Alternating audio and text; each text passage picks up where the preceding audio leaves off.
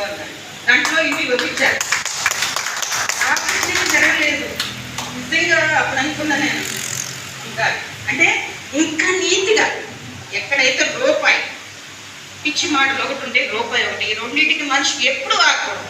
ఆగారంటే అసలు అది లైఫ్లో బయటకు రాదు. ఒక్కసారి కనుక చెడి ముద్ర పడితే సమాజంలో మంచి చేస్తుంటే 100 మంది చెడు చేసేలాగా చూస్తారు. ఎందుకంటే ఈ లేడీ ఏంది పట్టుచారు, ఏంది ఎవరు, ఎక్కడ తొక్కుదాం, ఏం చేద్దామనే వాళ్ళు మన వెనకే ఉంటారు. కానీ మనం ఏదైతే ముందు గోల్ పెట్టుకున్నామో ఆ గోలే వెళ్ళాలి తప్ప మనకి ఎప్పుడు చూడకూడదు. అది నేను కష్టాలు పడి ఇక్కడ దాకా వచ్చేప్పుడు చెప్తున్నాను. అలాగే ఆ శ్రీమన్నారాయణ మాట ఇచ్చాను నేను. ఆ స్వామివారి పట్టు పెట్టుకుని ఆ స్వామివారి కలిసి, అమ్మ అయ్యా ఈరోజు వెళ్తున్నా, ఒక బిడ్డ నేను ఏదో నీ మాటగా వెళ్తున్నామని వెళ్తాను, ఎంత కష్టమైనా ఆ కేసుని చేసి వస్తాను. చేశాక వెనక తిరిగి చూసి ఇంత దగ్గరే ఉందా, నేనే చేసింది అనిపిస్తుంది. కానీ అది చేసేసి వస్తాను. ఎస్పీ ఆఫీస్ దగ్గర ఒక ఆడపిల్ల క్యాస్ట్ మనం మాట్లాడుకుంటూ 3 సంవత్సరాలు అవుతుంది. 3 సంవత్సరాలు అయితే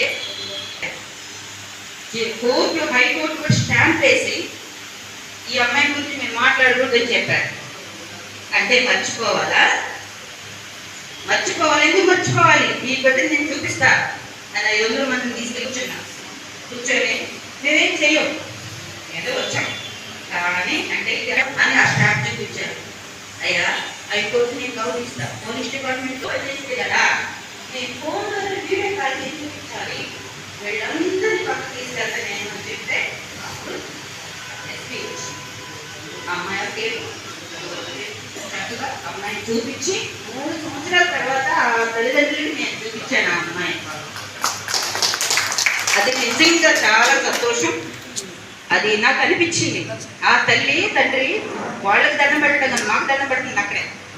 అంటే బిడ్డ పెయిన్ ఏంటో ఒక తల్లిదండ్రులు తెలుసు. అమ్మ అన్నారు ఇందాక, అంటే ఒక బిడ్డేనా కంటేనేనా, వీళ్ళందరూ కనవసలు, వీళ్ళందరూ మీ వయసు నాకు సంబంధం లేదు, అందరూ నా పిల్లలే, అందరూ నా బిడ్డలే, ఒక స్థానంలో నేను ఉన్నాను కాబట్టి.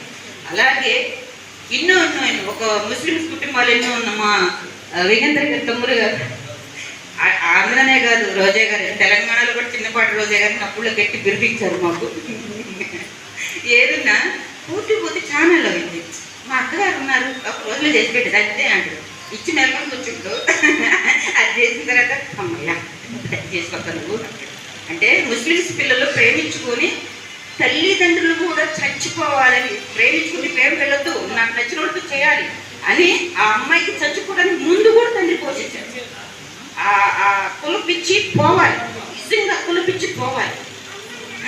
అలాంటిది వాళ్ళు కూడా హైదరాబాద్ వెళ్ళి తమ్ముడిని కాన్సెప్ట్ అయితే నాకు అప్పచెప్పాడు ఆ కేసు.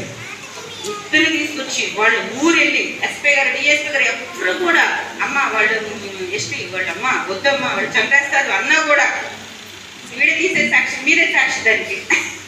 వాళ్ళ ఊరే గోవిందరాల ఇద్దరు పిల్లల్ని పట్టుకొని చేతులు కొట్టుకొని వాళ్ళ ఊళ్ళో గోవిందరాలు ఆంజనేయ స్వామి ఊళ్ళో పెళ్లి చేసి అక్కడి నుంచి 100-150 బండి వచ్చి రైల్వే స్టేషన్ ఎక్కించి పంపించేసి హైదరాబాద్ పంపిస్తే సంవత్సరం తర్వాత ఇద్దరు ఒక మనవడు పుట్టాక తల్లిదండ్రులు వచ్చి 10 ఎకరాలు, 1 ఎకరం ఇచ్చి 10 లక్షలు ఇచ్చి పెళ్లి చేశారు.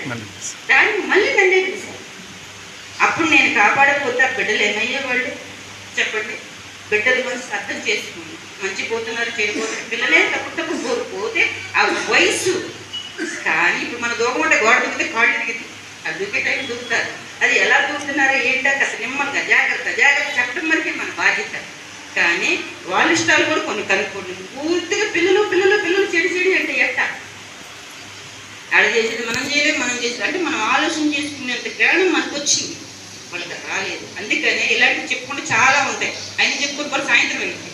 అయితే పెద్దవాళ్ళు ఉన్నారు అంటే గౌరవం ఇవ్వాలి కాబట్టి చెప్తున్నాను నా కష్టం అనేది అది చాలా కష్టపడితే అది ఇక్కడికి వచ్చింది. ప్రజెంట్ మా తాతగారు ఇలాగే చేస్తారు.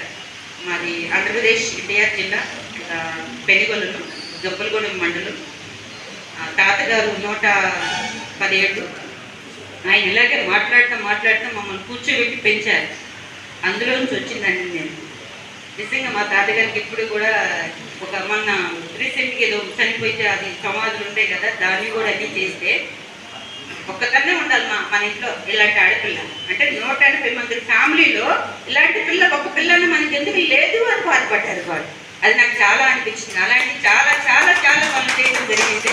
నిజంగా ఈ రోజు నాకు గొప్ప మా అమ్మలందరూ అష్టలక్ష్మిలు మై టీం అందరూ ఆఫీసులు పెట్టుకుని హైదరాబాదు, ఎక్కడ హైదరాబాదు, ఎక్కడ ఖమ్మం, ఎక్కడ తిరువూరు, ఎక్కడ ఆంధ్రప్రదేశ్, ఎక్కడ నల్గొండ, ఎక్కడ పేరేంటి అనంతపురం, అన్ని రాష్ట్రాల్లో మై టీం ఉన్నారు. సుమారు ఒక 500 మంది టీం పెట్టారు. అంటే ఆ రోజు చనిపోతే ఒక్కదాన్నే పోతాను నేను. దేవుడు చూసినారు మళ్ళీ చక్కగా బతికించింది కాబట్టి ఇంత టీం తయారు చేశాను నేను. నిజంగా అది నా అదృష్టం. ఆ టీంతోనే ఆగదు, ఆ మనిషితోనే ఆగదు. నేను ఇంకా గ్రామాలకు వెళ్తా, ఇంకా ఆనుముచ్చాలు లాంటి వాళ్ళని కూడా ఈ రోజున జయ శ్రీమన్నారాయణ అసలైన మా తమ్ముడు గారి లాస్ట్కి వస్తుందని